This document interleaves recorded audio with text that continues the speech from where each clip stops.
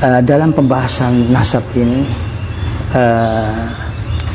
kalau kita merujuk kepada tarikh, karena pemilik konten ini mengaku bahwa ini berdasarkan dengan historis dan tarikh sejarah, maka kembali saya tidak bisa menjawab kecuali la haula wala quwwata illa billahil aliyyil azim. Siapa Ubaid bin Maimun Al-Qaddah dan siapa Ubaid bin Ahmad bin Isa? Apakah rekam sejarah mereka berdua sama tempatnya atau sama zamannya, atau ada kemungkinan mereka juga pernah masuk ke sebuah daerah, ke sebuah daerah sehingga bisa diasumsikan ini mungkin itu. Ubaid bin Maimun Al-Qaddah beda zaman, beda figur, beda lokasi dengan Ubaid bin Ahmad Al-Muhajir. Ubaid bin Maimun Al-Qaddah juga mempunyai kasus-kasus yang sama, kalaupun mau kita permasalahkan,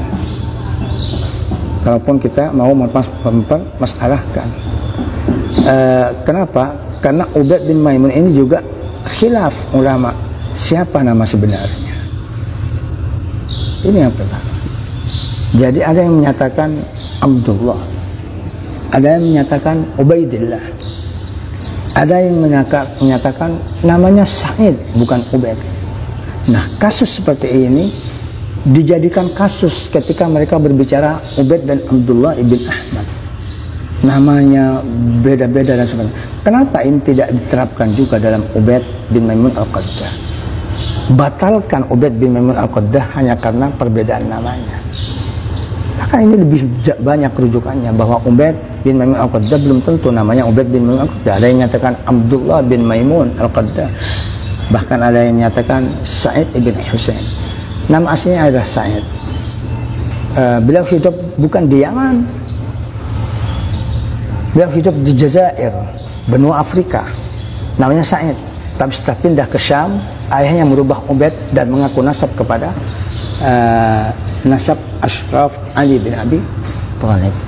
Mereka sebenarnya kelompok Syiah Ismailiyah, Zindiq, bahkan ada yang menyatakan memang pokok nasab mereka kepada Disan, yaitu seorang Majusi atau seorang Yahudi. Ini Ubaid Abdullah Al-Mahdi, dan Ubaid ini memang diangkat oleh pengikutnya sebagai Al-Mahdi Al-Muntadhar. Disinggung tarikhnya dalam Tarikhul Khulafa Imam Suyuti, Al-Qadi Abu Bakar Al-Baqillani, juga Imam Az-Zahabi dalam kitab Syiar A'lamun Nubala. Ubaidillah seorang yang beraliran kebatinan, yang buruk dan mempunyai semangat untuk menghapus agama Islam. Dia suka membunuh para ulama, dia juga membunuh para fuqaha, serta menyesatkan manusia kepada jalan-jalan yang salah. Dan anak cucunya seperti mereka juga. Imam Az-Zahabi dalam kitab Syiar A'lamun Nubala menyatakan para peneliti dan pengamat sejarah sepakat bahwa sesungguhnya Ubaid Al-Mahdi ini bukan orang yang baik. Ini yang dimaksud. Bahkan pendiri muassis Daulah Fatimiyah ini mempunyai citra yang buruk dalam perkembangan sosial. Mereka gampang membunuh, merampas harta dan menganiaya para wanita, bahkan berbuat keji kepada mereka. Banyak dalam literatur kitab-kitab sejarah menjelaskan masalah ini. Jadi kembali, bahkan Ibnu Jauzi juga pernah mengatakan turunan Ubaid ini menjadi panglima perang dan semacamnya.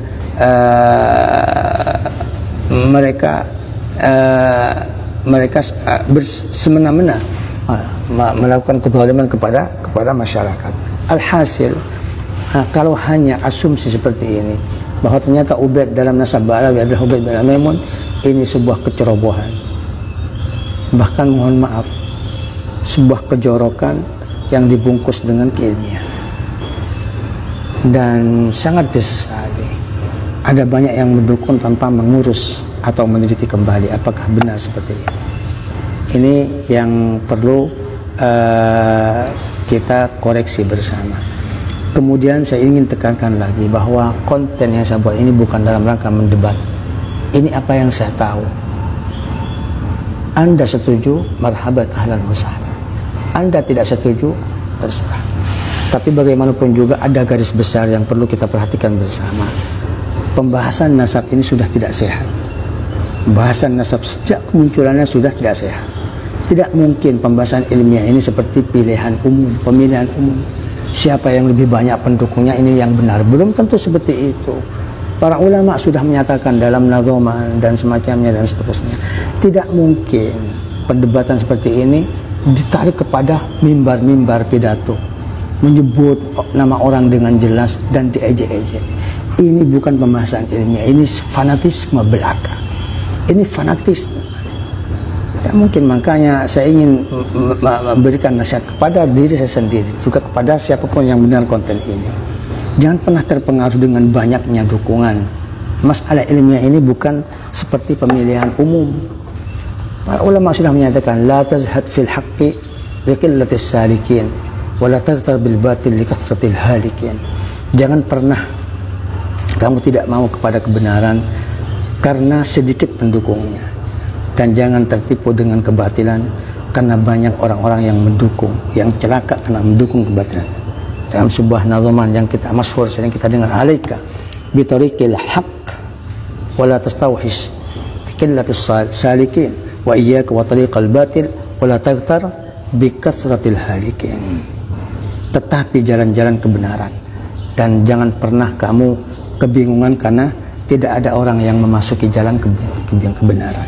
Dan kamu jangan pernah tertipu dengan jalan-jalan kebatilan, dan jangan tertipu karena mereka banyak yang mendukung dan banyak yang memasuki jalan-jalan kebatilan.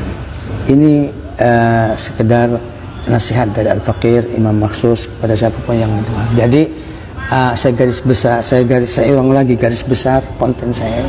Saya bukan dalam rangka mendebat, karena mendebat tentang nasab ini sudah bertahun-tahun, berbulan-bulan, bahkan bertahun-tahun sudah tidak sehat dan tidak seperti yang diatur oleh konsekuensi keilmuan agama Islam. Bahkan dari awal Nabi mengizinkan kita belajar ilmu nasab bukan untuk membatalkan nasab orang lain. Ta'allamu min ansabikum ma tasilun bihi arhamakum. Pelajari nasab-nasab kalian agar kalian bisa bersilaturahim. Ini malah sebaliknya. Bukan mempelajari nasab diri sendiri, mempelajari nasab orang untuk menjelekkan orang lain. Saya tidak bisa mengomentari kecuali inna lillah wa inna ilaihi raji'un. Kemudian saya ingin mengutip sebuah masalah yang sering didengung-dengungkan, bahwa ternyata pembatalan nasab ini memakai platform cinta NKRI.